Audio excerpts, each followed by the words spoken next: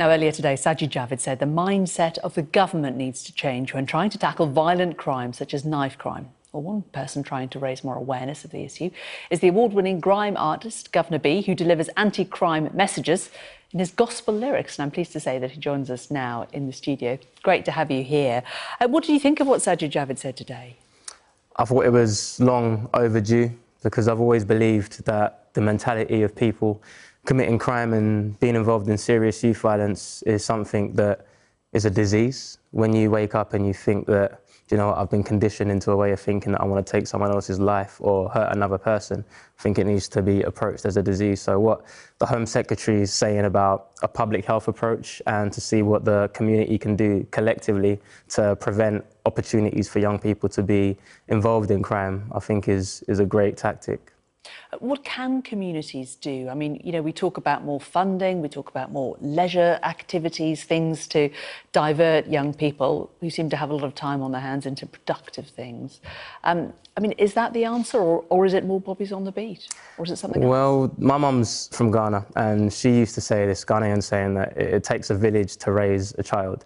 And I think that's everyone in the community coming together and asking, what can I do to personally help this situation? For me, it went as far as my primary school teacher sitting me down when I was naughty and saying, you know what, you're really good at writing stories. I would love for you to try a bit harder in English.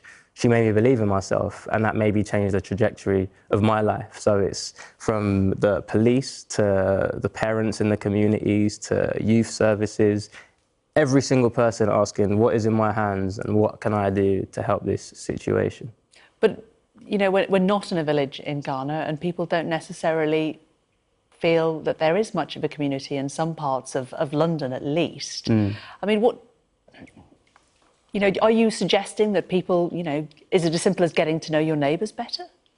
I think it could be as simple as getting to know your neighbours better. I feel like your comment's quite stereotypical because I live in Greenwich, South East London, and I feel like I'm part of a community. I've got friends in East London, Canning Town, all over London that feel like they're parts of a community. I feel like sometimes when people look at young people, they feel fear or they feel like a lack of connection. But sometimes it's as easy as saying, do you know what, I see you, putting your arm around someone and saying, you're the same as me. We're individuals and we can work together to move forward in life. A big thing that changed for me was I used to wake up every single day and just drift through life, not really know why I was here. But through faith and through different people speaking into my life, I found out that I actually have a purpose and I have something to give to the world.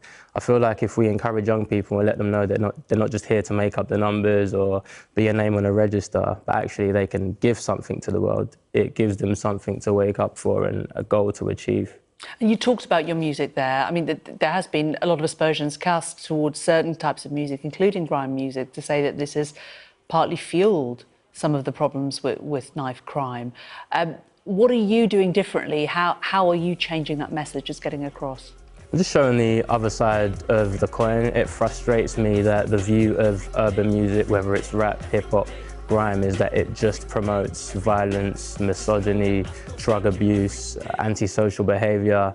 That's not my truth. I know various artists that are solely promoting positive messages through music, messages of love, of peace, of hope. And I feel like if some of the decision makers and the gatekeepers were to shine more of a light on the artists doing that kind of stuff, then maybe we would see a change in the narrative. Of course, music doesn't, it might encourage violence, but it's not the root cause. I feel like it's a lot deeper than that. Can it stop violence, do you think? I feel like it's a bunch of different approaches, not solely music, but everyone doing what they can to come together to fight this issue. It can definitely help prevent it through messaging, but it's not the sole solution for stopping violence. As the Home Secretary said, it's a collective approach. OK, well, very good to meet you, Guvna B. Thank you very much for coming in.